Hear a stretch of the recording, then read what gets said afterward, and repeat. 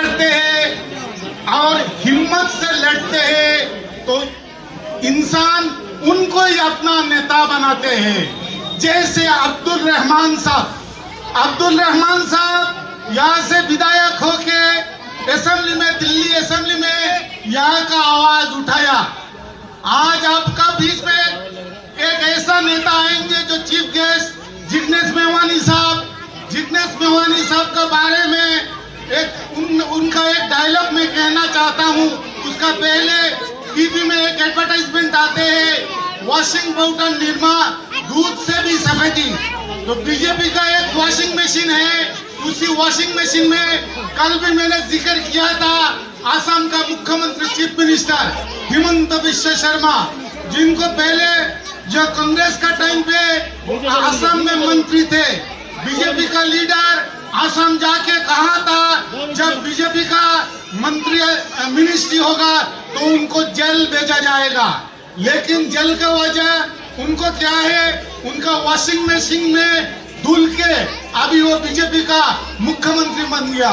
जिग्नेश मेवानी साहब का जो डायलॉग पुष्पा झुकेगा नहीं, जिग्नेश मेवानी साहब को आसाम का चीफ मिनिस्टर ने अरेस्ट करके आसाम ले गया था।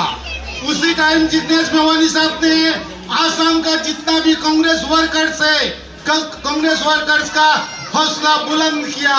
कांग्रेस का जितना भी लीडर है, कांग्रेस का जितना भी वर्कर है, उनके लिए वहाँ पे लड़ा जिग्नेश मेवानी जी के लिए। लेकिन उन्होंने उनका सर झुकाया नहीं, वो आसाम में झुकाया नहीं। बाद में उनको रिलीज किया। हमारा जो आसाम का वहाँ पे हर जिला में इसका खिलाफ वहाँ पे प्रदर्शन हुआ। आज कल देखिए हमारा हिंदुस्तान का जामहूरियत जो हमारे जो आर्थिक स्थिति और हमारा समाजवादी पैटर्न पूरा विश्व इसका कदर करता है।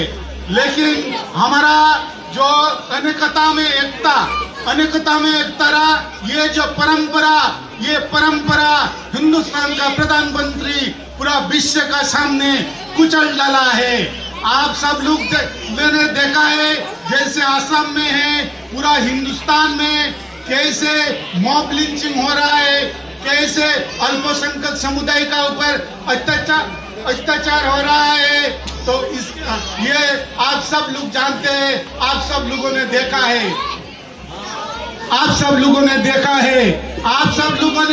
कुछ दिन पहले का बात है, संभल में जो हुआ, संभल में ये होने का बाद में हमारा नेता राहुल गांधी वहाँ पे चल पड़े थे।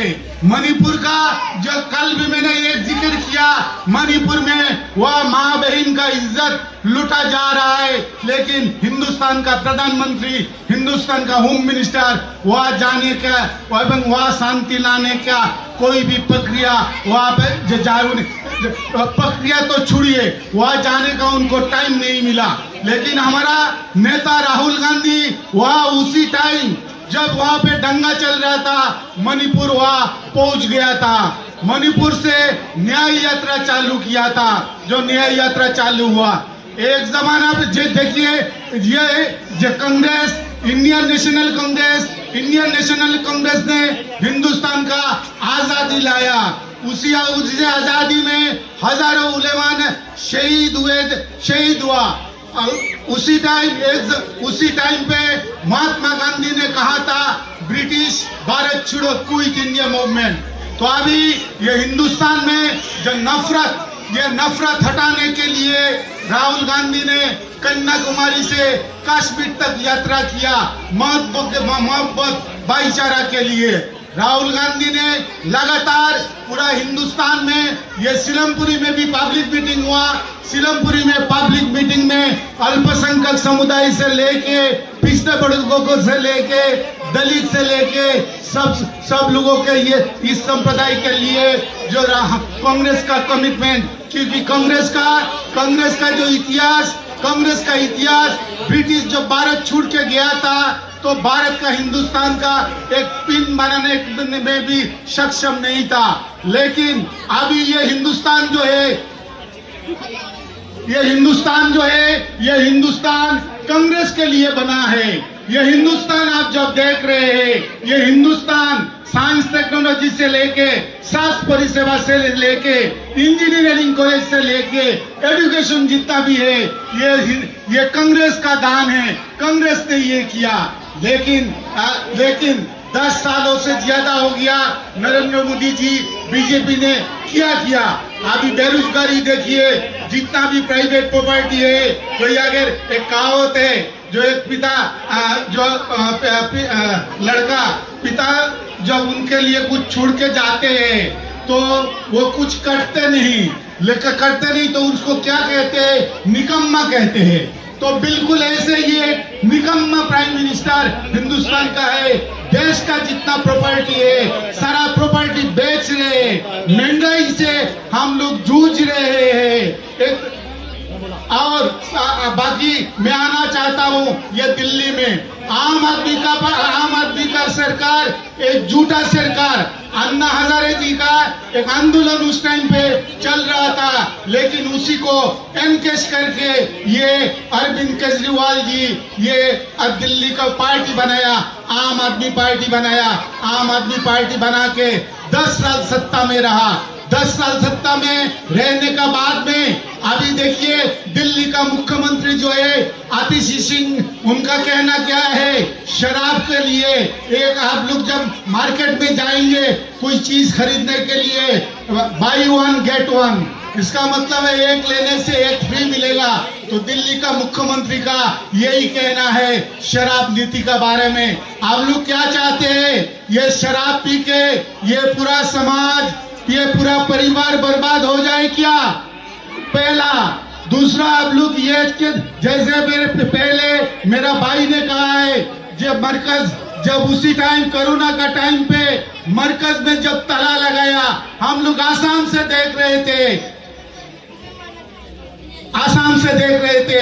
उसी टाइम अरविंद केजरीवाल जी ने किया दिल्ली में जब दंगा हुआ, दिल्ली में दंगा होने का टाइम अरविंद केजरीवाल जी ने किया दिल्ली जो सिटीजनशिप अमेंडमेंट बिल लेके शाहीन बाग में वहां पे जब धरना हुआ तब अरविंद केजरीवाल जी ने किया। इसलिए मेरा बात क्योंकि और भी काफी यहाँ पे है, मैं ज्यादा आप लोगों से देखिए लास्ट में ये कहना चाहता हूँ, लेकिन जो गुट जो है बंटवारा करके बीच में फायदा लेके कहीं और ना यहाँ से जीत ना जाए, ये आप लोग ध्यान रखिएगा। क्योंकि आसाम में भी ऐसे हुआ, बुट कटिंग पार्टी जो है वहाँ पे बदरुद्दीन आजमल साहब का यही मकसद है, वहाँ पे बदरुद्दीन आजमल साहब वहाँ खत्म हो गया, पॉलिटिकली खत्म।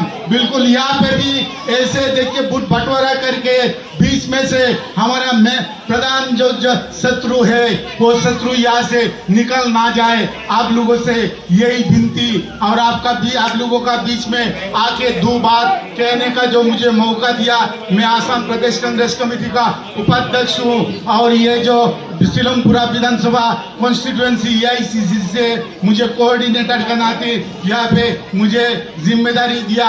इसी जिम्मेदारी से 2 शब्द का मतलब आपका सामने मैंने रख पाया और मुझे कहने का मौका दिया सरताज भाई। और ये जो मेरा वकाल भी ये बहुत अच्छा चलाते हैं और बहुत अच्छा बोलते भी है। मैं तो इतना अच्छा बोल नहीं सकता हूँ क्योंकि मेरा बात जो है ये आप लोगों का सामने रखने का कोशिश करता हूँ। ऐसा दमदार भाई आने वाला दिनों में जो चुनाव में जरूर हम ले जाएंगे, क्योंकि 26 में आसाम में चुनाव होने वाला है। लेकिन आप लोगों से गुजारिश है, आसाम से ये भाई आके आप लोगों को ये हाथ जुड़ करके यही विनती मैं कह रहा हूँ, अब्दुल रहमान भाई को जिताइए। उसका बाद अगर आप लोगों को कोई शिकायत है, मैं आप लोगों के लिए उनसे ले जाके लड़ूंगा। कांग्रेस पार्टी लीडर जो है सब लीडर से लड़ूंगा, ये मेरा वादा है। और बाकी जो आम आदमी पार्टी का जो प्रत्याशी है, इनको तो कांग्रेस ने सब कुछ दे दिया, सब कुछ दे दिया।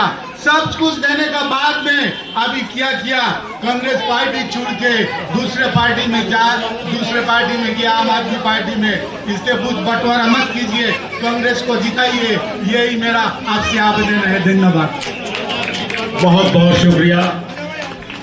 शारिक लश्कर साहब, देखिए टेंट वालों की गाड़ी है, वो किसकी गाड़ी है?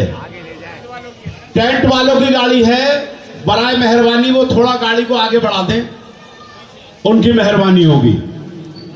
देखिए एक आपको गारंटी और मिल गई, आसाम से आके शारिक लश्कर साहब, अगर अब्दुल रहमान साहब आपका काम नहीं करेंगे तो ये आपकी हिमायत में आपके साथ जाएंगे। और इंशाअल्लाह ताला हमारा भाई, हमारा विधायक इस चीज का मौका नहीं देता है, उसके पास जो भी जाता है से दाखिल होना ज्ञान हो, 10 में तहजीब से दाखिल होना, पैर कोई भी समझदार ना गिरने पाए, पैर कोई भी समझदार ना गिरने पाए। मैं निहत्ते पे कभी वार नहीं करता हूं, मेरे दुश्मन की कोई तलवार ना गिरने पाए। साजिद खान साहब आपके हवाले। बब्बू मलिक साहब मेरे बड़े भाई आ चुके हैं, मैं बराए मेहरबानी उनसे करूंगा मंच पर तशरीफ ले आए। बब्बू मलिक साहब। शुक्रिया मुशर्रफ भाई। आज की अजीमुल शान जलसे की सदारत कर रहे जनाब मज़ाहिर भाई खिलौने वाले। तकरीबन मैं जितने स्टेज पर बैठे हुए और सामने बैठे हुए सभी के ज़्यादातर नाम जानता हूं, लेकिन अगर मैं नाम लूँगा तो टाइम बहुत होगा। तमाम जिम्मेदार हजरात और हमारे मौजूद हाजरीन जो स्टेज पर बैठे हुए हैं और तमाम सामने जो बैठे हुए हैं दाएं बाएं, तमाम मेरे इलाके के और मेरी जहाँ तक मेरी आवाज़ पहुँच रही है माँ बहनों को अस्सलाम वालेकुम। दोस्तों, आप लोगों ने देखा है कि 1993 से आप लोगों ने जो पूर्व में विधायक रहे, जिनको आप लोगों ने 10 साल पहले नीचे उतार दिया था, आपने उनको 5 मर्तबा 5 बार आपने भरपूर ताउन व मोहब्बतें लुटाई थी उनके ऊपर। आप लोगों ने पहला इलेक्शन उनको लड़ाया जनता दल से, दूसरा इलेक्शन आप लोगों ने उनको लड़ाया आजाद वो इलेक्शन था। बड़े से बड़ा धुरंधर भी अगर इस इलाके में आ जाए वो इलेक्शन नहीं जीत सकता, लेकिन आप लोगों ने हक अदा कर दिया था, पूरी मोहब्बत लुटाई थी उनके ऊपर। फिर 3 बार इलेक्शन लड़े उन्होंने कांग्रेस से, और आप लोगों ने उसमें भी भरपूर ताउन और मोहब्बत उनको दिया। लेकिन उसके बदले में आप लोगों को क्या दिया उन लोगों ने? जो बच्चे 1993 में हमारे इलाके में जो नए नए लोगों की शादियां हुई थी, उनके बच्चे पैदा हुए थे, आज उनके बच्चों के भी बच्चे पैदा हो गए, लेकिन इलाके का विकास नहीं हुआ। कहते फिरते हैं, आज बेटा कहता है कि मैं विकास के दम पे इलेक्शन लड़ा हूं। भाई आप विकास के दम पे कब लड़े? आपके फादर कभी नहीं लड़े। आप लड़े किस बात के ऊपर लड़े? अभी 2 नगर निगम इलेक्शन आपने पहले बाई इलेक्शन लड़ा, किस टॉपिक पे लड़ा? आपने मरकज के नाम पे, आपने शराब के नाम पे, आपने मौलाना शाह साहब के नाम पे आपने वो इलेक्शन जीता था। ये भी कल्याण सलीमा पे आपने आज जिसकी गोद में जाके बैठ गए उसको रिचार्ज कह रहे थे, आरएसएस का छोटा रिचार्ज, आज वो बहुत बढ़िया बन गया आपके लिए। तो इसका मतलब अगर वो आज आरएसएस का रिचार्ज है तो इसका मतलब हमारा जो भतीजा जुबैर है वो इसका कूपन बन गया। दोस्तों, आज इलेक्शन हमारा 2 जगह है, 2 ही पार्टियां हैं। एक वो पार्टी है जो आज तक आपके इलाके में दंगे हुए, सीलमपुर में नहीं हुए, लेकिन कल्याण के क्षेत्र के लोगों ने या मौजपुर में जो उधर रहते हैं दरबार की तरफ, इन लोगों ने भुगता, हमने भुगता। रातों को पूरी रातें जागे हैं, पूरा इलाका पूरी रात जागता था। लेकिन हमारे यहाँ अल्लाह का शुक्र कोई फसाद नहीं हुआ था, लेकिन शोर हुआ करता था। हमारे इलाके के लड़के उठाए गए बेकसूर, लेकिन कभी केजरीवाल ने किसी दंगे के ऊपर दिल्ली के अंदर मुंह में दही जमा ली थी, उसने एक बयान नहीं दिया। दूसरा इलेक्शन हमारा ये है, जो हमारी कांग्रेस, मुझे मेरे इलाके के लोग जानते हैं, मैं चौधरी साहब के साथ रहा, 12-14 साल दाया हाथ बन के रहा। लेकिन मैंने किस बिना पे छोड़ा था? मैंने एक ही बिना पे छोड़ा था। 2003 में जिताने के बाद 2004 में इनके यहाँ लात मार के आ गया था। नाला साफ नहीं करते थे, काम नहीं करते थे, इसलिए कांग्रेस छोड़ी। और मैं ये कह के आया था कि चौधरी साहब जब तक आप कांग्रेस में रहोगे मैं कांग्रेस ज्वाइन नहीं करूंगा। आज मोहिदी ने जिस दिन चौधरी मतीन ने कांग्रेस छोड़ी, उसके बाद हमने कांग्रेस ज्वाइन करी है। और इंशाल्लाह रहमान भाई की बात जहां तक ताल्लुक है, आप आसमा भाभी को जानते हैं, हमारी गली की बेटी है, 6 नंबर की निगम पार्षद और भी रहे, कांग्रेस के भी रहे, जनता दल के भी रहे। आप लोगों ने उनका कार्य देखा। हमारे इलाके के अंदर नालियों के अंदर कीड़े पड़े रहा करते थे, कभी सफाई व्यवस्था देखी और निगम पार्षदों के दौर में आपने। लेकिन जब रजिया हमारी ये आसमा भाई जीत के आई, इन्होंने सुबह 6 बजे से यहाँ पे भी सफाई व्यवस्था, गीला कूड़ा उठाना, यहाँ पे दिन रात इन्होंने काम किया। और यहाँ पे आप स्कूल, आप ये देखते हो इस स्कूल की क्या हालत थी, ये आसमा भाभी की मेहरबानी है जो आज स्कूल तुम्हारा फर्स्ट क्लास बना हुआ है। और रही रहमान भाई की बात, आप लोगों ने भरपूर ताबून किया रहमान भाई का, पूरी मोहब्बत दी। लेकिन बदकिस्मती ये रही कि पहले तो दंगे हो गए, उसके बाद कोरोना, 2.5 साल रहमान भाई के बर्बाद हो गए, 2.5 साल वैसे ही चले गए। और 2.5 साल में जो कुछ भी हो सका उन्होंने अपनी इलाके की गलियां बनवाई, गलियों में पैसा लगाया, कुछ गलियां रह गई। इंशाल्लाह आने वाले टाइम में गलियों को बाद में देखेंगे। मैं आप लोगों को एक यकीन दिलाना चाहता हूँ, और ये बात मैंने रहमान भाई से सबसे पहली मीटिंग में रखी थी कि रहमान भाई अगर आप जीत जाते हैं तो सबसे पहले इस इलाके के अंदर सीवर की सबसे बड़ी समस्या है हमारे इलाके के अंदर।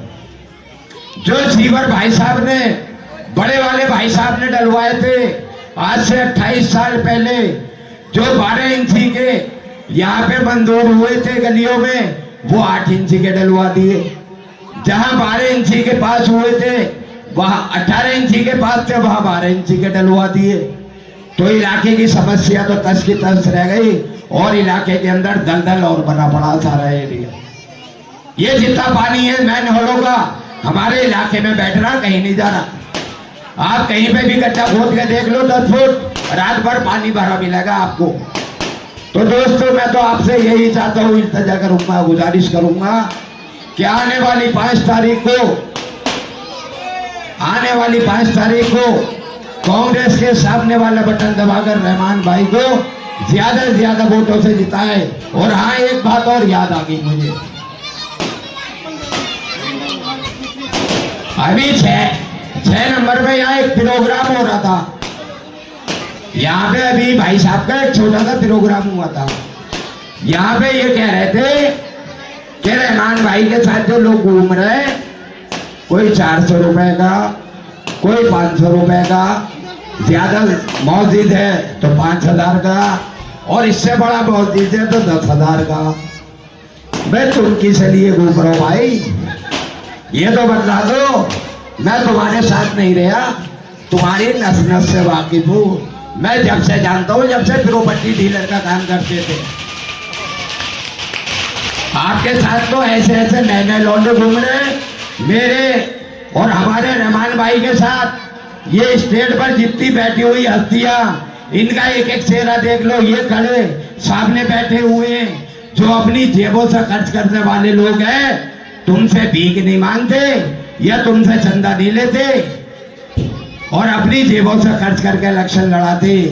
तो मैं आप लोगों से यही गुजारिश करूंगा कि आप या तो जो मुसलमान दुश्मन है उसको वोट दोगे, या जो आपकी आवाज उठाता है राहुल गांधी और प्रियंका गांधी उसको वोट दोगे। ये फैसला आप करेंगे। धन्यवाद, शुक्रिया, मेहरबानी।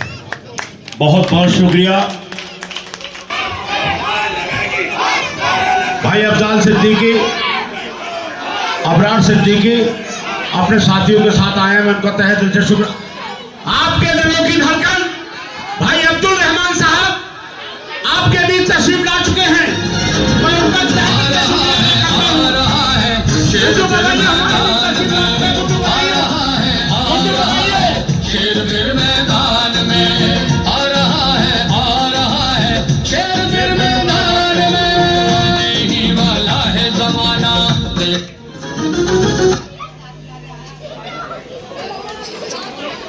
रियाजुद्दीन भाई, अकील भाई, गुड्डू मलिक साहब और गुड्डू भाई बधाइयों वाले हमारे बीच तशरीफ ला चुके हैं। मैं उनका तहे दिल से शुक्रिया अदा करता हूं। अब अपनी कार्रवाई को आगे बढ़ाते हुए मैं बुलाना चाहूंगा कि हमारे भाई बब्बू मलिक साहब आए और अपने ख्यालात का इजहार करें। भाई बब्बू मलिक साहब, आंधियां मगरूर दरख्तों को पटक जाएंगी, आंधियां मगरूर दरख्तों को पटक जाएंगी, बस वही साख बचेगी जो लचक जाएगी और आसमां छूने का खुद हो जाएगा अंदाजा, आसमां छूने का खुद हो जाएगा अंदाजा जब जमीन पांव के नीचे से खसक जाएगी। बब्बू मलिक साहब आपके हवाले। शुक्रिया परवेज मुशर्रफ साहब।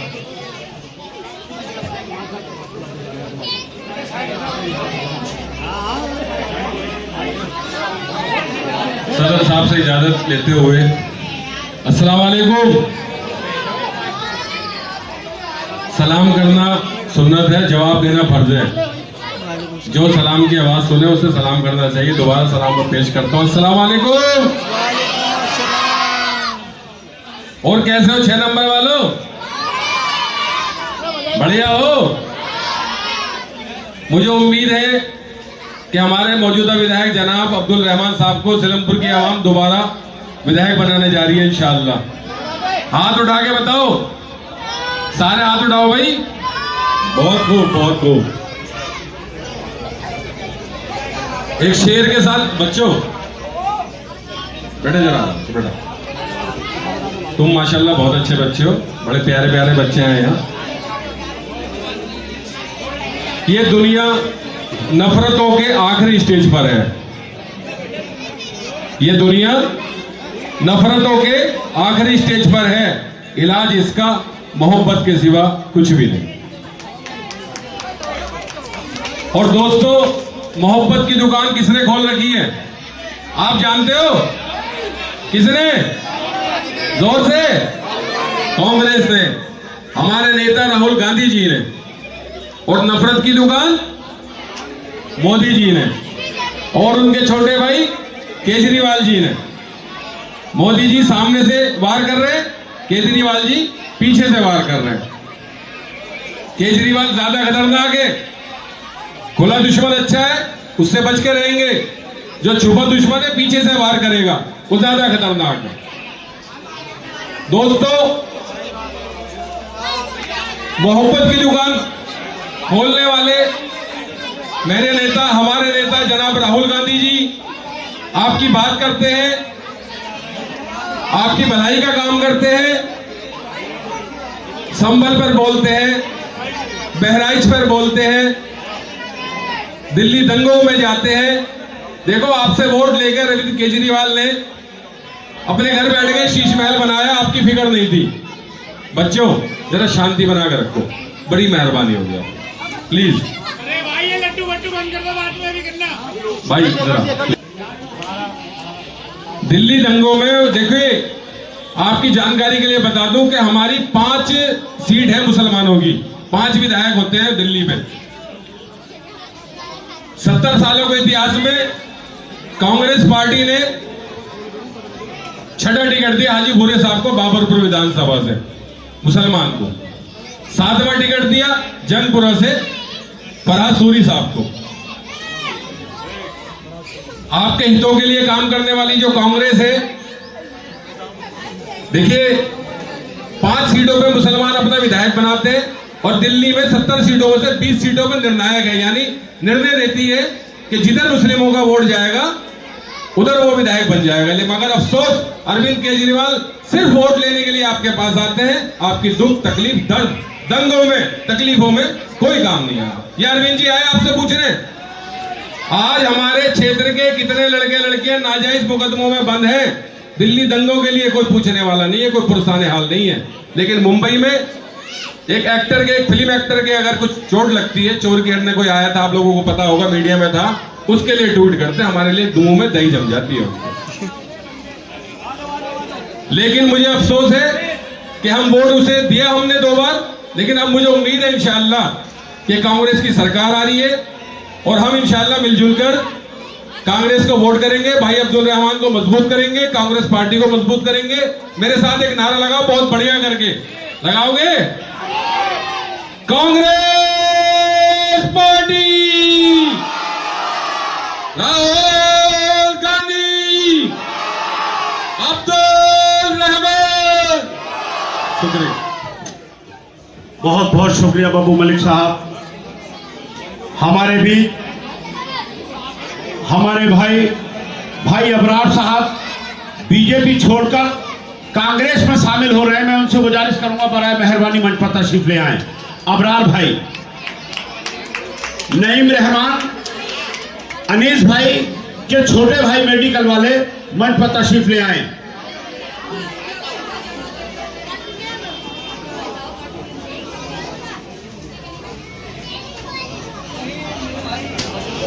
देखिए, बब्बर खान साहब से गुजारिश करूंगा कि बराए मेहरबानी वो 2 मिनट में अपनी बात खत्म करेंगे।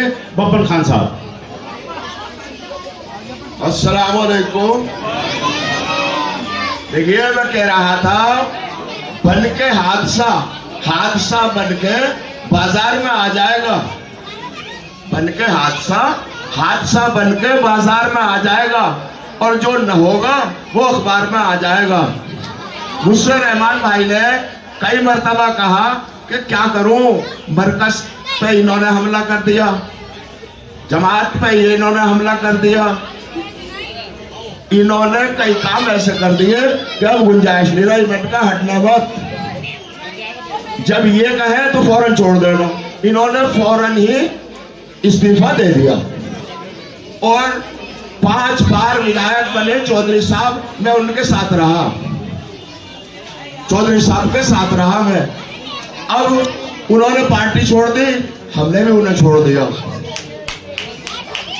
दूसरी बात, एक जिला बुलंदशहर में छोटा सा गांव होता बड़काऊ हमारा, वहां पर मुमताज चचा हमारे कांग्रेस से रहे, उनका बेटा इम्तियाज भाई भी रहे, उनका पोता दिलनवाज भी कांग्रेस से रहा और हमने हमेशा कांग्रेस का ही साथ दिया। अब ये रहमान भाई आ गए, अब इनके साथ हैं हम। जब तक ये कांग्रेस में रहेंगे इंशाल्लाह मैं इनके साथ रहूंगा। और उस भड़को गांव में इंदिरा जी हमारे वहां पर गए, गांव में, छोटे से गांव में, बहुत गरीब आदमी था वो भी, मगर उन्होंने साथ नहीं छोड़ा उनका। अब ये मरकज के नाम पे जीत के आज फिर इसमें आ गए, कल को किसी और में चले जाएंगे। देखो रहमान भाई, ना मैं आपके लिए कह रहा ना उनके लिए कह रहा, मगर बात असली ये है कि मेरे भाइयों, मैं हमेशा तुम्हारे सबके साथ रहा कांग्रेस में, 5 बार विधायक बनाए उन्हें। अब के मेरी ये रिक्वेस्ट है, 5 तारीख में अब्दुल रहमान भाई को बहुत वोट, 72 आए थे, 82,000 वोट डालने हैं आप लोगों को। मैं रहमान भाई से कहूंगा जरा 1 मिनट के लिए खड़े हो जाए मेरे पास।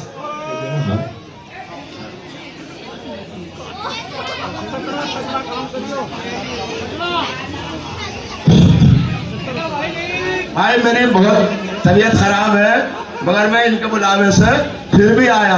आज ईमानदारी से हाथ उठाकर सब बता दो कि ये जीत का हार इनके गले में डाल दूं। तैयार हो? देखो मैंने एक मर्तबा इनके गले में जीत का हाथ डाला था, अल्लाह ने मेरी लाज रखी, अल्लाह तुम्हारी भी रखेगा। एक बार इन्हें जिता दो आपके। मैं अपनी बात टाइम न होने से खत्म कर रहा हूँ, मेरी तबीयत भी खराब है। बहुत बहुत शुक्रिया बब्बर खान साहब। देखिए जहीरुद्दीन मलिक साहब भाई रहमान साहब को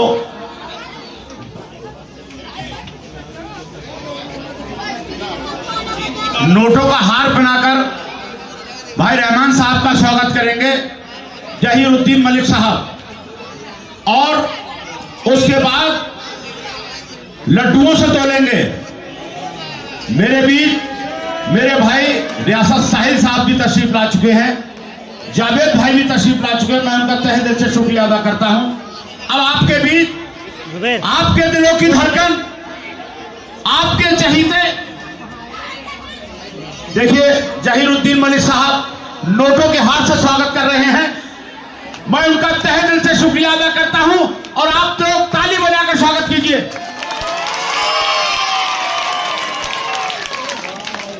हाफिज मुकीम साहब, मैं उनका तहे दिल से शुक्रिया अदा करता हूं, और अब इस कार्रवाई को आगे बढ़ाते हुए मैं पेश करना चाहता हूं उस मर्दे मुजाहिद भाई अब्दुल रहमान साहब आए और अपने ख्यालात का इजहार करें।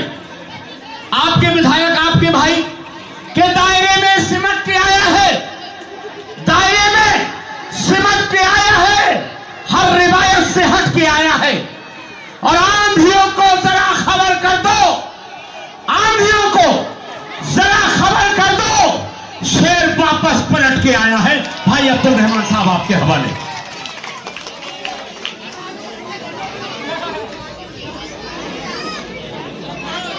आज की इस सभा की सदारत कर रहे जनाब मज़ाहिर भाई,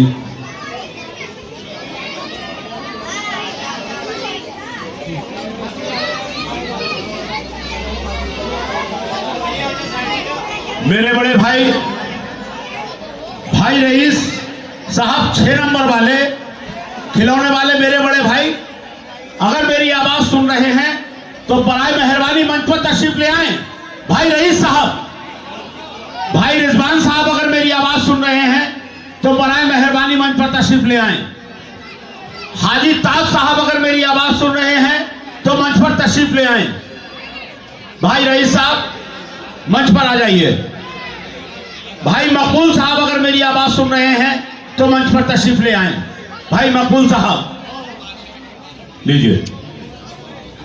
भाई रिजवान और भाई रईस साहब मेरी आवाज सुन रहे हैं तो मंच पर तशरीफ ले आए। मेरे बड़े भाई रईस साहब।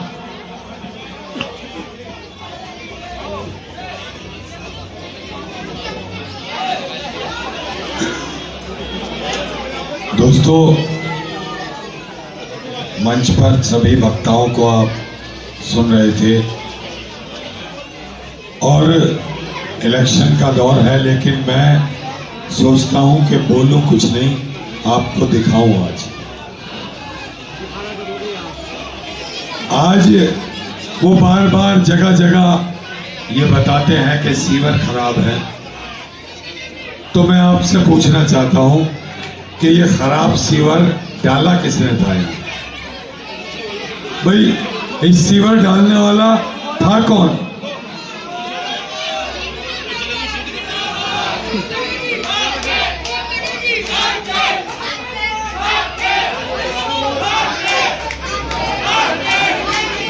बस भैया बस।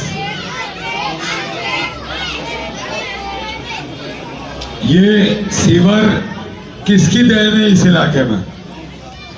जहां 1 फुट का पाइप आपने पास कराया और डाला आपने 8 इंची, जहां 18 इंच का पाइप आपने पास कराया, पैसा लिया आपने 12 इंच का, डाला 8 इंच, पैसा लिया आपने 18 इंच का और डाला 12 इंच। तभी आपका बेटा कहता है कि मैं 100 मुल्क घूम आया, क्योंकि वैसे तो मैं तो घूम नहीं सका भाई, वो घुमाया तो पैसा भी तो तुम्हारी जेब से ही गया हुआ है या कहीं और से। और हम तो इसको ठीक करते करते हमारा टाइम पूरा हो गया। 489 जगह ऐसी है जहां सीवर में पानी पाइप की लाइन ही नहीं थी, सिर्फ मैन हॉल बना हुआ था। वहां पाइप किसने डाले? हमने। तुम्हारे टाइम में तुमने पाइप डालकर छोड़ दिया, कभी सीवर चालू नहीं कराया। अगर चालू होता तो उसकी खूबी और खामी पता लग जाती। और अब तो सदन में भी जहां आपने मुझे भेजा था वहां भी सीवर की मैं लड़ाई लड़ता रहा। मैं आपको दिखाना चाहता हूं कि मैं विधानसभा में भी आपके सीवर की लड़ाई हमेशा लड़ता रहा हूं। जनाब, जैसा कि इस मन से आपने कल सुना कि वो आपसे कह रहे थे कि पहले काम की बात कर लें, मैं आपको बताना चाहता हूं, जैसे कि भाई अब्दुल रहमान साहब ने बताया आपको कि ये सीवर किसने पड़वाए, ये सीवर किसने पड़वाए। ये सीवर 28 साल पहले पड़े थे। भाई अब्दुल रहमान साहब ने तो उनको चालू करने का काम किया है। आज तुम्हें 35 साल के बाद होश आ रहा है कि मैं सीवर सही करा दूं। मैं आपसे पूछना चाहता हूं, कल इसी मन से उन्होंने कहा था कि हम गांधी हरिजन स्कूल सही कराना चाहते हो। भाई अब्दुल रहमान साहब ने, मैं आपसे बताना चाहता हूं, ऐसा अब तक 97 से विधायक इस विधानसभा को नहीं मिला जैसा सच्चा ईमानदार अब्दुल रहमान विधायक आप लोगों ने लीड दिया। मेरे दोस्तों, सबूत के साथ ये मर्द मुजाहिद आज आपको बताएगा कि मैंने गांधी हरिजन की आवाज उठाई, सीवरों की आवाज उठाई, दिल्ली दंगों की आवाज उठाई। मेरे दोस्तों, अगर वो काम कराना चाहते हैं, मैं उनसे पूछना चाहता हूं, इसी तरह से एलईडी के ऊपर एक सबूत दे दो 21.5 साल का, तो जाओ रहमान भाई के मन से हटके कल तुम्हारे मन से चीखना शुरू कर देंगे। सुनिए आप। मेरी विधानसभा में वोट तो है 2.25 लाख, लेकिन आदमी 5 लाख से ज्यादा रहते हैं। अध्यक्ष महोदय, 4884 गलियां हैं मेरी विधानसभा में, और उन 4884 गलियों में जो सीवर डला हुआ है वो 28 साल पहले डला था। 1995 में सीवर डला था, छोटी छोटी पाइपलाइन डली थी, जगह जगह ओवरफ्लो होता है, लोग गालियां देते हैं, लोग 50-50, 100-100 के जुट में इकट्ठा होकर झुंड बना करके मेरे ऑफिस पे आते हैं और हंगामा करते हैं, और एक रीच बंद हो जाती है। एक मैन हॉल से दूसरे मैन हॉल तक का जो पाइप होता है उसे रीच कहते हैं। अगर एक रीच बंद हो जाती है और उस पाइप को बदलने की जरूरत है तो उसके लिए जब भी पता करोगे फंड नहीं है। पानी गंदा आ रहा है, पानी का पाइप लीक कर गया, अगर पाइप लीक को बदलना है उसको तो जवाब आएगा फंड नहीं है। सरकार जितने भी बहुत सारे मैन हॉल ऐसे नीचे उतर गए, उनके रिंग टूट गए, घेरे टूट गए, मैन हॉल टूट गए, उनको बदलने के लिए फंड नहीं है। अगर सरकार किसी भी काम को कराने के लिए कहें कि भाई ये काम तो टेंडर हो चुका, इसे करा दो, कोई ठेकेदार काम नहीं कर रहा है क्योंकि ठेकेदारों की पिछले कई वर्षों से पेमेंट नहीं हुई है।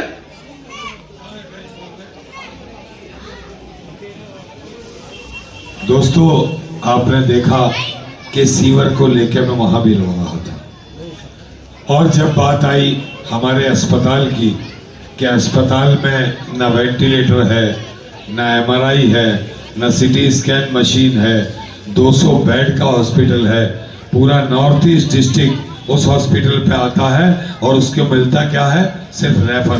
तो मैं तो आपकी आवाजें उठाता रहा हर काम को लेकर, आप देख लीजिएगा।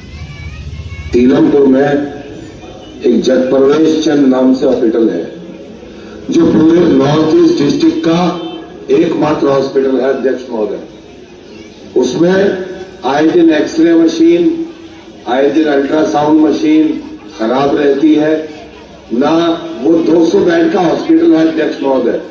पूरे नॉर्थ ईस्ट डिस्ट्रिक्ट का इकलौता एक हॉस्पिटल सिर्फ 200 बेड का, जहां किसी तरह की कोई सुविधा नहीं है अध्यक्ष महोदय, वहां ना वेंटिलेटर है, ना वहां वो है क्या नाम MRI, CT स्कैन या कोई सुविधा वहां नहीं है अस्पताल में। अध्यक्ष महोदय, मेरा आपसे के माध्यम से कहना है कि आप मंत्री महोदय को आदेश करें कि वहां पूरे उसमें नॉर्थ ईस्ट डिस्ट्रिक्ट में इकलौते हॉस्पिटल को कम से कम 500 बेड का किया जाए और वहां तमाम सुख सुविधाएं जो एक हॉस्पिटल को हॉस्पिटल बनाती है वो उसमें दी जाए। और अध्यक्ष दोस्तों, इसी तरह गांधी हरिजन स्कूल, जिसको वो कह रहे हैं जिसकी वजह से अरविंद केजरीवाल से लड़ाई हुई, तो गांधी हरिजन स्कूल की भी आवाज बार बार मैं उठाता रहा, देख लीजिए।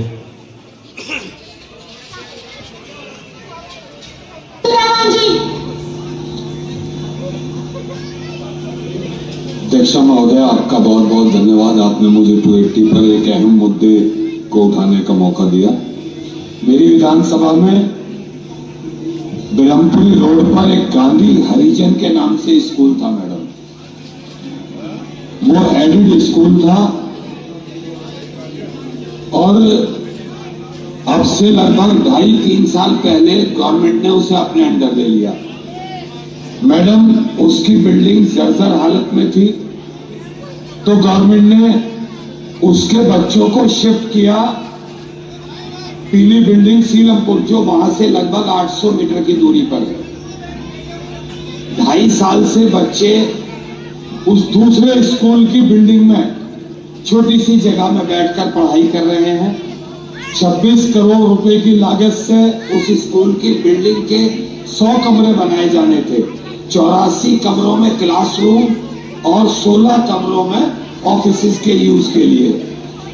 तो मैडम, 2.5 साल पहले उसका काम शुरू होने वाला था, लेकिन 35-36 पेड़ों को स्थानांतरित किया जाना था उसके अहाते से।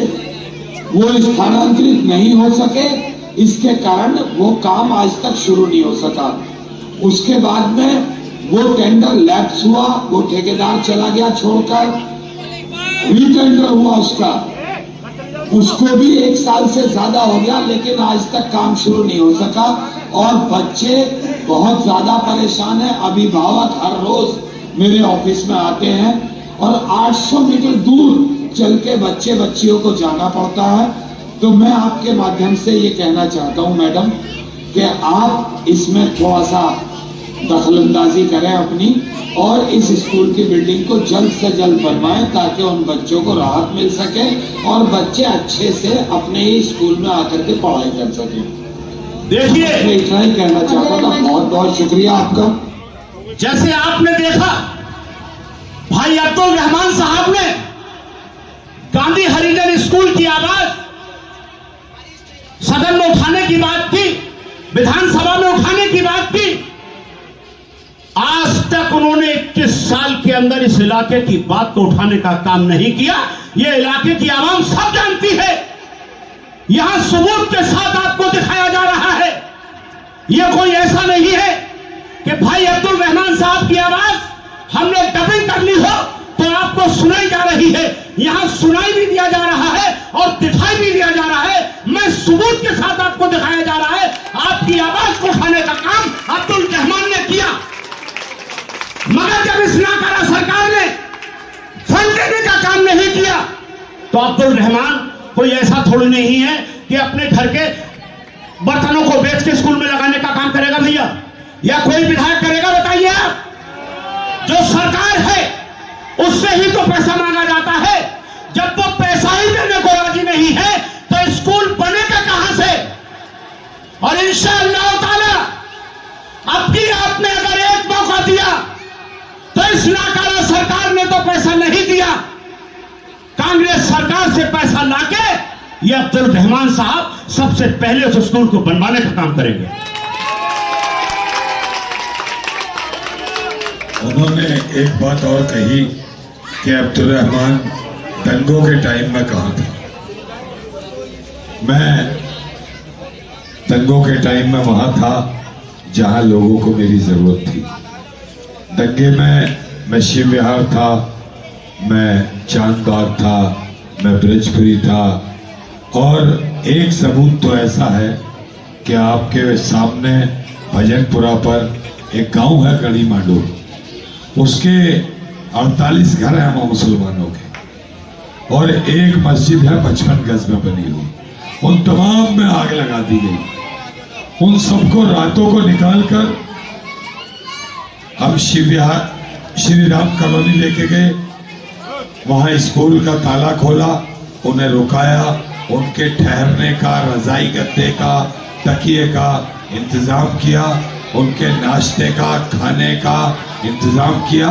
और जब दंगा शांत हुआ तो उन तमाम फैमिलियों को गैस सिलेंडर, गैस का चूल्हा, उनके खाने पकाने के बर्तन, उनका राशन 1 महीने का सभी को देकर उनके घर छोड़ करके आए। जाके पता कर लीजिए, नाम बता रहे गढ़ी मांडू गांव, वीडियो नहीं बनाई हमने उसकी। तो और जब पहला सदन लगा तो सबसे पहले हमने दिल्ली दंगे की बात की कि दिल्ली में जो दंगा हुआ उस पर किस तरह अत्याचार हुआ। एक दंगा दिल्ली के अंदर हुआ और उस दंगे में अध्यक्ष महोदय, उपराज्यपाल महोदय के अभिभाषण का धन्यवाद भी करता हूं और उन्होंने अच्छी बातें सुझाई। लेकिन दिल्ली की पुलिस उन्हीं के अंदर आती है और दिल्ली की पुलिस का दोहरा चेहरा दिल्ली के अंदर देखने को मिला कि दंगे के अंदर एक कानून मैंने सुना था कि जो आदमी कहीं दंगा हुआ है, कहीं झगड़ा हुआ है और अपने घर से 200 मीटर तक कहीं भी खड़ा पाया जाता है तो उसे कहीं दंगे में या उसमें दोषी नहीं माना जाएगा। लेकिन दंगे के अंदर दंगा शिव विहार में हुआ, दंगा करावल नगर में हुआ, दंगा चांदबाग में हुआ, दंगा यमुना विहार चौक पर हुआ, लेकिन सीलमपुर के अंदर कहीं दंगा नहीं हुआ। मौजपुर में छुटपुट घटनाएं हुई, लेकिन जो लोग चौहान बागर के अंदर, जो लोग सीलमपुर के अंदर, जो लोग ब्रह्मपुरी के अंदर, जो लोग जो है जाफराबाद के अंदर अपने घर पर शोर मचता था कि साहब इधर से आगे लोग, उधर से आगे, कोई आदमी अपने घर के दरवाजे पर भी खड़ा था तो दिल्ली की पुलिस ने उठाकर उसको जेल में डालने का काम किया और उस पर 302 जैसी धाराओं में उसे बंद करने का काम किया। ऐसे 50 बच्चे, अध्यक्ष महोदय, ऐसे सैकड़ों बच्चे आज भी दिल्ली की जेलों में बंद हैं, जो बेकसूर हैं, जो बेगुनाह हैं। अध्यक्ष महोदय, जो बेगुनाह बच्चे दिल्ली की पुलिस ने जांच नहीं करके उन बच्चों को जेलों में डाला है। दिल्ली की पुलिस का दोहरा चेहरा।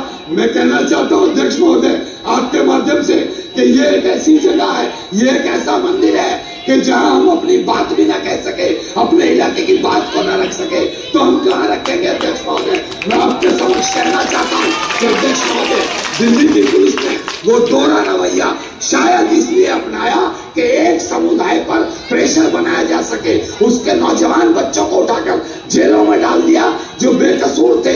मैं आपके माध्यम से कहना चाहता हूं अध्यक्ष महोदय, इसकी गहनता से जांच होनी चाहिए और जो कसूरवार हैं इन दंगों के, उन्हें सजा मिलनी चाहिए। लेकिन जो बेगुनाह जेलों के अंदर बंद हैं उनको जेल भेजने वालों को भी सजा मिलनी चाहिए। और अध्यक्ष महोदय, 1-2 लाइनें कहकर मैं अपनी बात को दिखाऊं।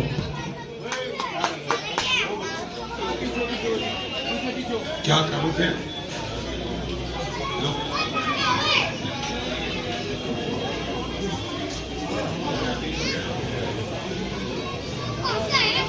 दोस्तों, सीलमपुर में दंगा हुआ तो तुम्हारा भाई बोला, और केजरीवाल छोटी छोटी चीजें हो जाएं किसी दूसरे के साथ तो बहुत जल्दी बोलेगा। दंगे पर अगर एक शब्द बोला हो कहीं तो बता दो एक शब्द। और केजरीवाल छोड़िए, जो ये बातें कर रहे हैं ना खड़े होकर मंचों पे, तुम या तुम्हारा बाप एक शब्द बोला हो तो बता दो कहीं। बोलने के लिए हिम्मत चाहिए। केजरीवाल का दिखाओ मेरा। दिल्ली में कानून व्यवस्था बहुत ज्यादा खराब होती जा रही है। ये कल या परसों की बात है जब विश्वास नगर में एक बर्तन के व्यापारी को गोलियों से भून दिया गया भरी सड़क के बीच में। गोविंदपुरी में एक पुलिस कांस्टेबल की चाकुओं से गोद की हत्या कर दी गई। पंचशील एन्क्लेव में एक बुजुर्ग को रात को चाकुओं से मार डाला गया। और जिस तरह की घटनाएं घट रही हैं, चारों तरफ महिलाएं सुरक्षित हैं।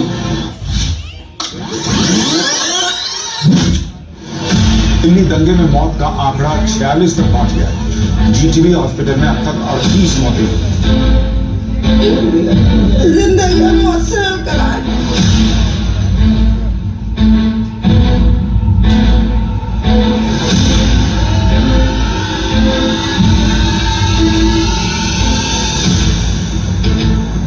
साइड गिर गई और मैं भागने का आया, मैं भी गिर गया और फिर मुझे पीछे से पकड़ के खींचते हुए मारते हुए होटल ले गए, जहाँ पे मैंने देखा 4 पहले से पड़े हुए थे।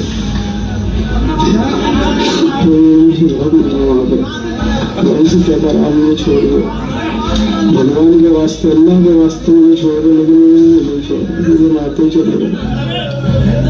क्या मुसलमानों की मौत कायम नहीं है? जब दिल्ली इनकी किलकारियों से गूंज रही थी तब क्यों चुप था केजरीवाल?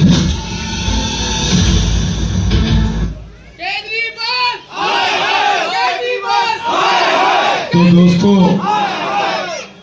ये हुआ, फिर एक दिन ऐसा हुआ कि मैं इसकी कहानी बताऊंगा पूरी आपको, मैं सबूत पहले आपको दिखा दूं। फिर एक दिन इंद्रलोक के अंदर जुमे की नमाज अदा करते हुए मुसलमानों पर एक दरोगा आता है, लाते मारता है और लाते मारकर उनकी नमाज में खलल डालता है। सबके मुंह में दही जम गई, सब चुप। तुम्हारा भाई बोला, सुनिए।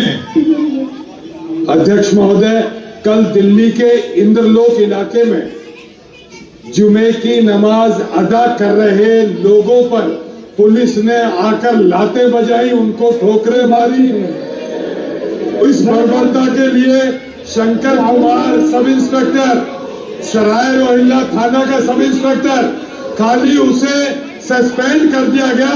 अध्यक्ष महोदय, मैं कहना चाहता हूं कि उस पर गंभीर धाराओं में मुकदमा चलना चाहिए। किसी भी धर्म का कोई पूजा कर रहा हो, कोई अरदास कर रहा हो या कोई नमाज पढ़ रहा हो, इसी पूजा में नमाज में आकर लात बजाना, ठोकरे मारना बिल्कुल गलत है, एकदम सरासर गलत है। सर, ऐसे व्यक्ति को बर्खास्त करना चाहिए और उसके खिलाफ मुकदमा चलाना चाहिए।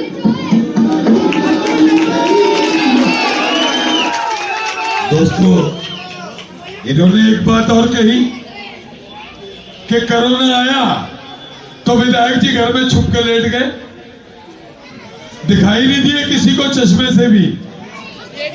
इन्होंने एक बात और कही कि जब लोग मिलने गए तो विधायक जी ने बहाना कर दिया, मुझे तो खुद कोरोना हो गया। अरे कोरोना तो मुझे 3 बार हुआ, लेकिन किसी से मिलने को मना नहीं किया।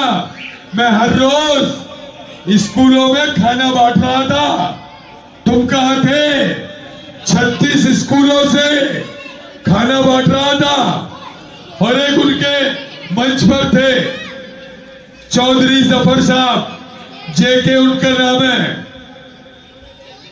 वो भी बहुत पूछ रहे थे कहां थे विधायक जी। मैं बताना चाहता हूं आपको कि हमारे इलाके की 5 जमातें फंस गई थी कोरोना में।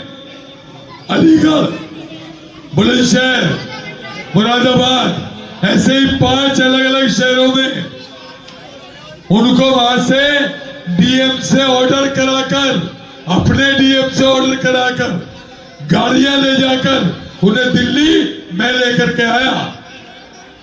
ये नहीं गए कहीं निकल के। दिखाओ, एक जमात का तो दिखा भी दूंगा। हमारी जमात बिरमपुरी शीलमपुर चौहान मावरा की जमातें हमारे 8 साथी हैं। ये जमात 50 दिन से क्वारंटाइन है एसएसडी पब्लिक स्कूल डिवाई में। आज हमारे एमएलए साहब फाइजुर रहमान साहब जो है, जो शीलमपुर के विधायक हैं, उन्होंने मेहनत करके हमारी जमात को मिलाने के लिए बड़ी मेहनत करी है। उन्होंने इसके लिए डीएम दिल्ली और डीएम बुलंदशहर से बातचीत करके हमारी जमात को रिलीज करने की बड़ी कोशिश करी है। उसके बाद हमारी जमात को आज निकालने के लिए कह दिया गया है, उसके हम इंतजाम में लगेंगे। हमारे साथी उनका तेजी से शुक्रिया अदा करते हुए ये कहते हैं कि भारतीय रहमान को अल्लाह ज़्यादा से ज़्यादा तरक्की दे। और इसके लिए हमारे साथी बड़े खुश भी हैं और हमारे इस टाइम हमारे साथी की मदद करी है, हेल्प करी है कि हम उनका दिल से शुक्रिया अदा करते हैं। हमारे भाई मोहिन साहब और हमारे जो बाकी साथी जिम्मेदार हैं, बड़ी मेहनत से उन्होंने यहाँ पे हमारी 3 जमातें सीलमपुर की, मौजपुर की और सीलमपुर की जमातें उसके निकालने के लिए 36 जमातें थी मेहनत करी है मौजपुर की, और इस मौजपुर की जमात में उस जेके के पापा भी थे भाई मोहम्मद हुए, जिन्हें मैं लेके आया हूँ। भाई दिल करीब, ये भाई हमारा जिंदा, ये भाई फैजान है, ये भाई नजमुद्दीन, भाई शौकत जमान। इसमें जो जेके मैं बता रहा हूँ उस जेके के पापा भी थे इन जमातों में जो मौजपुर की थी। उसके बाप को भी मैं ही लेके आया हूँ वहां से जाके, जो बातें कर रहे कहा था मैं कोरोना में। दोस्तों एक चीज तुम्हें दिखाना चाहता हूँ बड़ी प्यारी सी, किस आंखों से पता नहीं आदमी को लिहाज नहीं आती, इलाके के लोग मौका देते हैं। तुमने तो कौम को डसा, और मैं नहीं कह रहा आम आदमी पार्टी में तुम हो, आम आदमी पार्टी का विधायक अमानतुल्लाह खान वो बता रहा है, सुन लीजिए। 1250 होगा। अब सोचिए इस गैर जिम्मेदाराना फैसले ने वक्फ बोर्ड को कितना बड़ा नुकसान पहुंचाया। एक प्रेस कॉन्फ्रेंस में 2016 में आम आदमी पार्टी के विधायक और उस वक्त के वक्फ बोर्ड के चेयरमैन अमानतुल्लाह खान ने इसका खुलासा करते हुए बताया कि इस हरकत से वक्फ बोर्ड को 286 करोड़ का नुकसान हुआ। जिस जमीन का सालाना किराया 7 करोड़ रुपए होना चाहिए था, उसकी जगह बोर्ड को हर साल सिर्फ 15,000 रुपए मिल रहे हैं। वक्फ बोर्ड की 62 बीघे जमीन जो 286 करोड़ रुपए की बनती है, वो चेयरमैन थे मतीन अहमद, उन्होंने 15,500 रुपए में उसको इंडेफिनिट टाइम के लिए लीज पर दे दिया, और ये जमीन पोलियो के दाम पर सिर्फ 25 पैसे स्क्वायर मीटर, उस हिसाब से 60 बीघा 62 बीघा जमीन 15,500 रुपए की बनती है। आखिर मतीन साहब, आपकी नीयत और ये फैसला किस जनाने का हिस्सा था? क्या वही दुकान की बात है जो आप कहते थे कि 10 साल से मेरी दुकान बंद पड़ी है? 10 साल से बैठे हुए थे, चुनाव आ गए तो आप भी बैठे थे। पिछले 10 साल से आप लोग देख रहे हैं, अभी चौधरी साहब ने कहा कि 10 साल से कोई चुनाव हार रहे हैं। चौधरी साहब, आपको हमारी पार्टी ने 10 साल पहले जाना चाहिए। आवाम समझदार है और ये गठजोड़ बखूबी समझती है। वाह मतीन साहब, सीलमपुर की भोली भाली जनता के भरोसे और वोटों का आपने ऐसा सदुपयोग किया, इतिहास भी आपको सलाम करेगा। मगर याद रहे, हर छल की एक सीमा होती है और आवाम देर से ही सही लेकिन जागती जरूर है। दोस्तों ये एक ही नहीं था, एक और भी है, नहीं है। एक आपने सेलेक्ट सिटी मॉल सुना होगा साकेत में, वो सेलेक्ट सिटी मॉल भी पूरा का पूरा कब्रिस्तान के ऊपर बना है, और वो कब्रिस्तान की जमीन वक्फ बोर्ड की जमीन उस मॉल वालों को देने वाला कोई और नहीं था, इन्हीं कैंडिडेट के पापा थे, इन्होंने दी थी वो जमीन भी। दोस्तों 32 साल से सुनता चला आ रहा हूं, लोग कह रहे कब्रिस्तान की जमीन चाहिए, कब्रिस्तान के लिए जमीन चाहिए, तुम्हें बेचने से फुर्सत नहीं, मुसलमानों के पास कब्रिस्तान नहीं, तुम्हें बेचने से फुर्सत नहीं। दोस्तों 2020 से मेहनत कर रहा था, बराबर डीडीए के साथ संपर्क में था, कंटिन्यू लगा हुआ था, और आज अल्लाह का शुक्र है कि आपके लिए एक नहीं 2 कब्रिस्तान होने वाले हैं, 2। काफी हद तक, बल्कि मैं कहूं कि 99% आपका काम हो चुका है, एक साइन रह गया आखिरी, वो होते ही आपको 2 कब्रिस्तान मिलने वाले हैं। दिखा दीजिए। जनाब अब्दुल रहमान साहब की मेहनत रंग लाई, सीलमपुर वालों के लिए कब्रिस्तान की जमीन को फाइनल अप्रूवल मिल गया है। आप देख सकते हैं इस जगह बनने जा रहा है कब्रिस्तान, और ये है गूगल मैप पर कब्रिस्तान की जमीन की लोकेशन। जे ब्लॉक एमसीडी पार्किंग की जगह फाइनल होगा।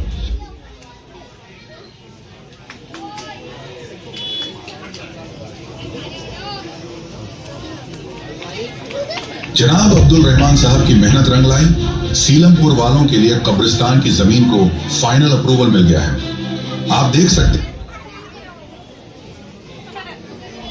ये 21 नंबर बिरमपुरी का प्लाट है जो आपने गुलजार मैरिज हॉल देखा हो तो उसके सामने जो मैदान पड़ा है पहला प्लाट वो आपको कब्रिस्तान के लिए मिलने जा रहा है इंशाअल्लाह।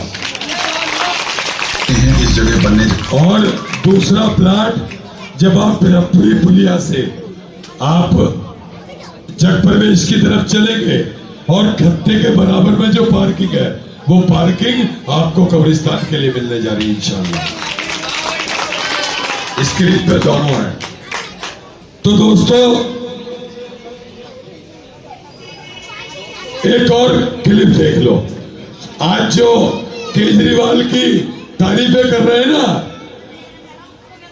स्कीम लाए 2100 देंगे, फलाना देंगे, बिजली फ्री, पानी फ्री, वो सीलमपुर के चुस्पा को सुनिएगा जरूर। वो चुस्पा कर रहा है ना ऐसे, चुस्पा, उस चुस्पा को सुनिए। कौन है इनका नेता?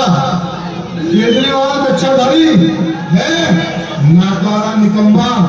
देखिए मेरा मानना है कि बीजेपी और आम आदमी मौसेरे भाई हैं। कहाँ था भाई केजरीवाल? कहाँ था केजरीवाल? पुष्पा झुकेगा ने, पुष्पा नाम सुन के फ्लावर समझेगा। हमारी मस्जिदों में आग लगाने वाला जो कार्मिक खामोश रहा, अगर वो आपको पसंद है तो आप वोट दे देना। हमारे मजारों को, दरगाहों को जलाने वालों को, सपोर्ट करने वाले को वोट देना। अगर पसंद है तो वोट दे देना। हमारे हजारों लोग, हमारे नौजवान जेलों में पड़े हैं, अगर वो आदमी पसंद हो तो वोट दे देना। इसने जहां ताहिर को इन्होंने जेलों में डाल दिया, अगर ये पसंद हो तो वोट दे देना। केजरीवाल से लोगों की नफरत है, केजरीवाल को लेकर गुस्सा है। 25 तारीख को कल्याण आएगा, कल्याण आएगा, कल्याण उससे भी पूछ रहे हैं। 10 साल से बैठे हुए थे, चुनाव हारने के बाद भी बैठे थे और उन लोगों में थे हम जो 3-4 लोग हैं जिनको 20,000 से ज्यादा वोट मिली। मैंने यहाँ देखा कि हमारा तुल्ला सबसे ज्यादा इल्जामात लगा रहा था चौधरी वकील पर वक्फ बोर्ड के घोटालों के। उधर वकील चौधरी हर स्टेट में हमारे। तो दोस्तों ये आपने देखा होगा सीलमपुर के चश्मा को भी वो कुछ दिन पहले उसको क्या बता रहे थे और आज क्या बता रहे, सिर्फ अपनी दुकान खोलने के लिए, सिर्फ दुकान खोलने के लिए। दोस्तों एक आदमी आपके कब्रिस्तानों को बेचता है और दूसरा आपके लिए कब्रिस्तान लेकर आता है, कब्रिस्तान की जमीन लेकर आता है लड़ लड़कर, और एक आपकी कौम की जमीनों को बेचता है और फिर बेशर्मी से तुम्हारे बीच आकर कहता है कि मेरी दुकान खुलवा दो। खुलनी चाहिए, पीछे से बताओ सही सही, आगे नहीं बता रहे, इसका मतलब आधे चाहते खुलनी चाहिए, हैं? हाथ से बताओ सभी। हाँ सबने बताया नहीं। सील या बिल्डोजर चलवा दें? बताओ। चलवा देंगे इंशाअल्लाह, क्योंकि हराम की कमाई पर तो अल्लाह ही बिल्डोजर चला देता है। हमारे क्या है, अल्लाह का शुक्र और एहसान है कि देखिए जिस दिन आपने मुझे पहली बार काउंसलर चुना था उस दिन से आज तक अल्लाह का शुक्र और एहसान है कि इस तरफ नहीं लगे कभी भी। आज भी कह रहा हूं, पहले भी कहता रहा हूं। लाओ मुझे दे दो साजिद भाई। 8 साल काउंसलर रखा आपने, इस 8 साल में आज तक वो आदमी सामने आ जाए जिसका मकान बन रहा हो, जिसकी बिल्डिंग बन रही हो, हमने हमारे परिवार ने कभी 2 रुपए की रिश्वत उससे ली हो। आज ही चुनाव छोड़ देंगे बीच में, एक सबूत लिया ना। और इस 5 साल में एक ठेकेदार को लिया ना जो यूं कह दे कम से कमीशन लिए। अल्लाह का शुक्र है इस इलाके में, इस विधानसभा में 50 से ज्यादा गलियां ऐसी हैं जो विदाउट टेंडर बनाई है, जिनका कोई टेंडर नहीं है।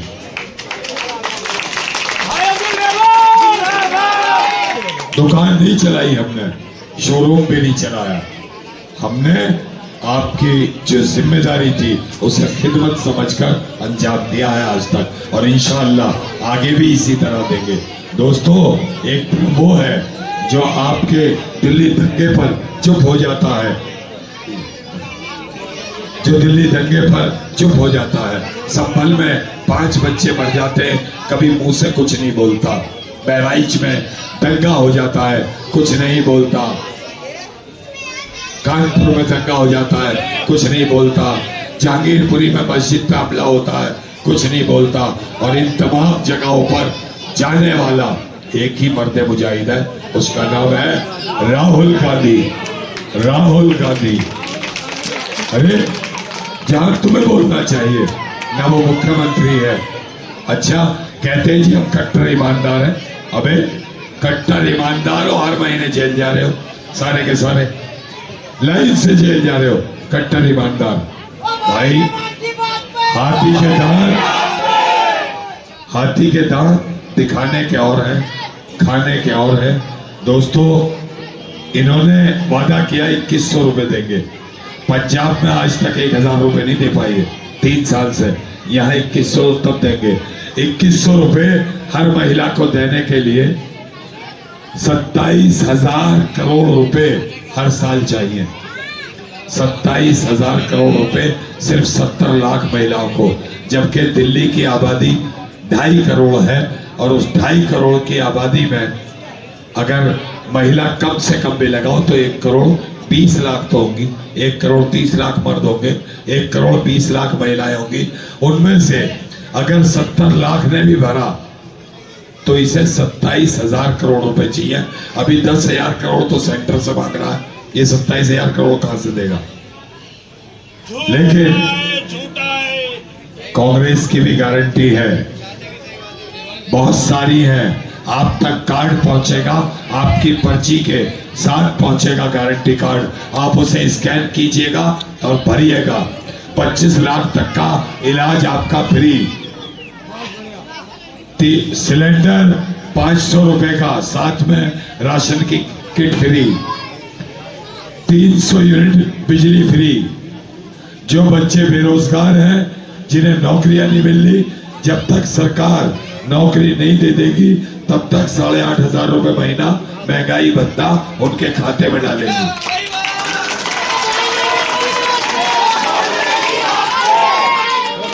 और 2500 रुपए महीना हर महिला को इंशाअल्लाह दिया जाएगा, क्योंकि कांग्रेस की सरकार कर्नाटक में दे रही है, तेलंगाना में दे रही है, झारखंड में दे रही है, हिमाचल के अंदर दे रही है। आप जब इस कार्ड को स्कैन करेंगे वो सारी चीजें खुलकर आपके सामने आ जाएंगी। आप चेक करिएगा, नेट पर चेक करिएगा, जहां कहा वहां करके दिखाया।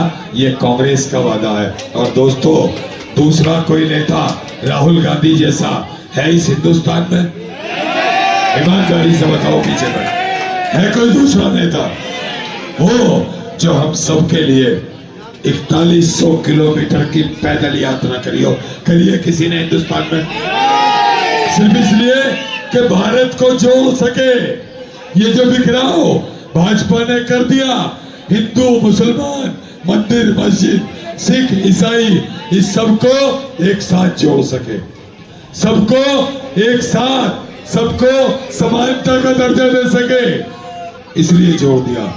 दोस्तों, फैसला आपके हाथ है कि आप उसको वोट करना चाहते हैं जो हमेशा मुसलमानों की बात पर चुप्पी साध लेता है, या उसको जो हमेशा आपके लिए बोलता है, अड़ता है। और हद तो तब हो गई कि जब आपके कलाम पाक की तौहीन की गई, बेदबी की गई, 2 साल की सजा मिली उस विधायक को, और उसे बुलाकर फूलों की मालाएं पहनाता है, मिठाई खिलाता है।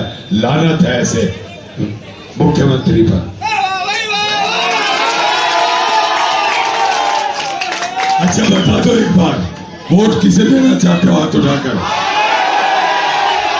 कब्रिस्तान बेचने वाले को या कब्रिस्तान लाने वाले को? कब्रिस्तान लाने वालों को। बहुत बहुत शुक्रिया।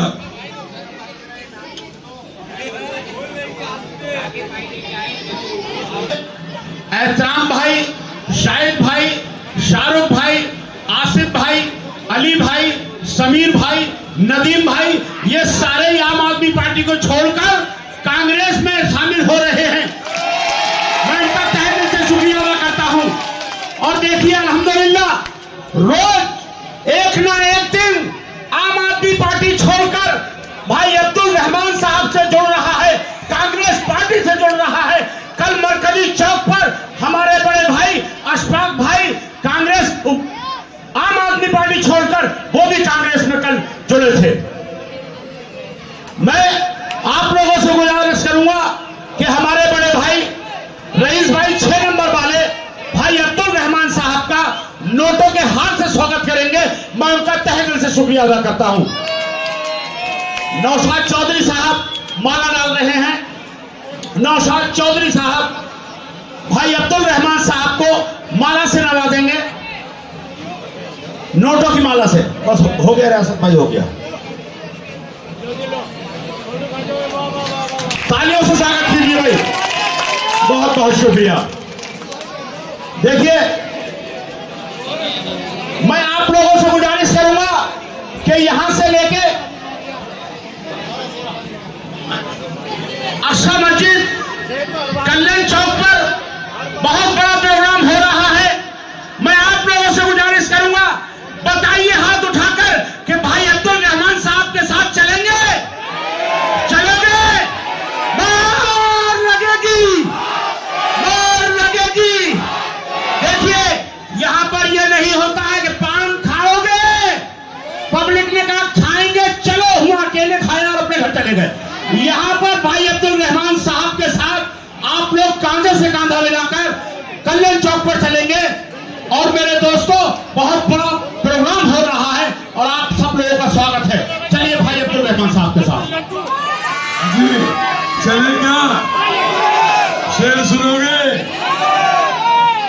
कैसे डसेगा कौन मुझे जानता हूं मैं, कैसे डसेगा कौन मुझे जानता हूं मैं, लेकिन किसी का खौफ कहां मानता हूं मैं, लेकिन किसी का खौफ कहां मानता हूं मैं। जंगल की हो या हो आस्तीन की, जंगल की हो या हो कोई आस्तीन की, सांपों की सभी नस्लों को पहचानता हूं मैं। शुक्रिया। चलो चलिए चलिए भाई अब्दुल रहमान साहब को आगे निकलने दे। गुड्डू बधाइयों, भाई अब्दुल रहमान साहब को आगे ले जाएं और सारा मजमा भाई अब्दुल रहमान साहब के साथ चलेगा। और देखिए हमारे जो मज़ाहिर भाई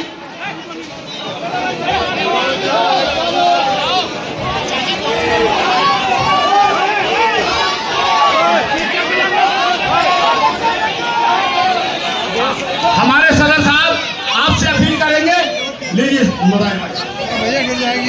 मैं सभी साथियों से निवेदन करता हूं, एक बार मेरा संवाद को सुन लें। दोस्तों सभी साथी यहाँ चुप हो जाए। पीछे से हमारे साथी आ रहे हैं, कांग्रेस का रेला आ रहा है। इमरान हाजी इमरान साहब हमारे बीच आने की टीम के साथ सत्यापित कर रहा है कि भाई अब्दुल रहमान बड़े भारी बहुमत से इस विधानसभा को जीतकर विधानसभा पहुंच रहे हैं।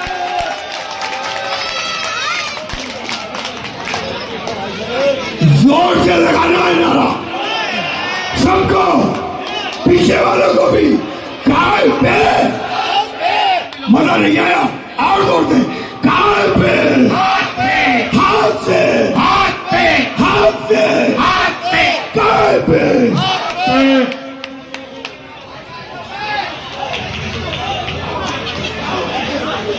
फिर एक दफे मेहमान भाई कह रहे मजा नहीं आया, एक दफे और ताकत लगाओ।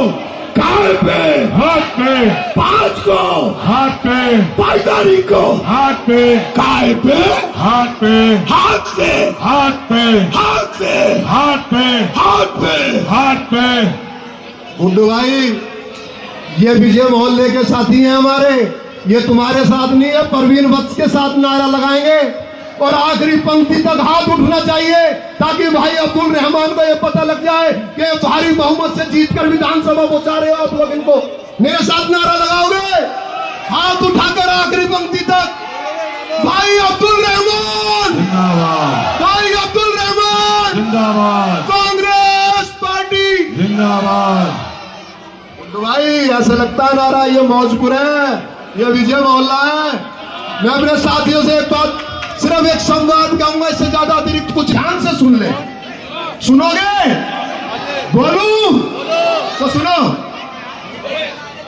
दोस्तों, आप सभी साथियों ने रामलीला तो देखी होगी, तो मैं उस रामलीला का एक संवाद आपके बीच में कहना चाह रहा हूं।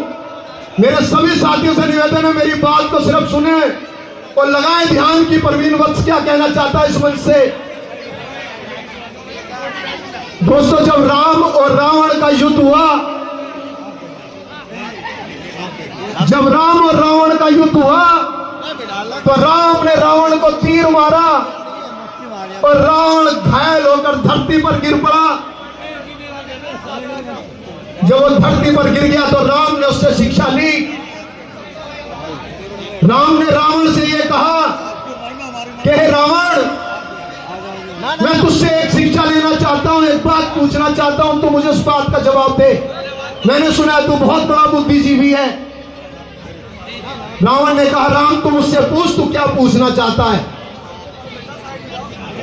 मिर्जा साकी साहब मंच पर, सब लोग भाई भी मंच पर आ जाएं, मंच पे आए। तो राम ने रावण से कहा कि हे रावण, तू रहसे राम, मैं रहसे राम, तू रहसे रावण, तेरी मेरी राशि एक है।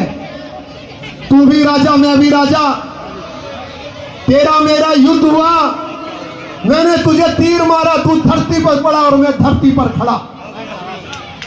इंजीनियर साहब, अगर तू बुद्धिजीवी है, इंजीनियर साहब मंच पे आए सर, तो तू मुझे बता इसका कारण क्या है कि तू धरती पे पड़ा है और मैं धरती पर खड़ा हूं। तो उस रावण ने एक ही बात कही थी कि ये राम, तेरा भाई तेरे साथ है और मेरा भाई मेरे खिलाफ है, इसलिए मैं धरती पे पड़ा हूं और तू धरती पे खड़ा है।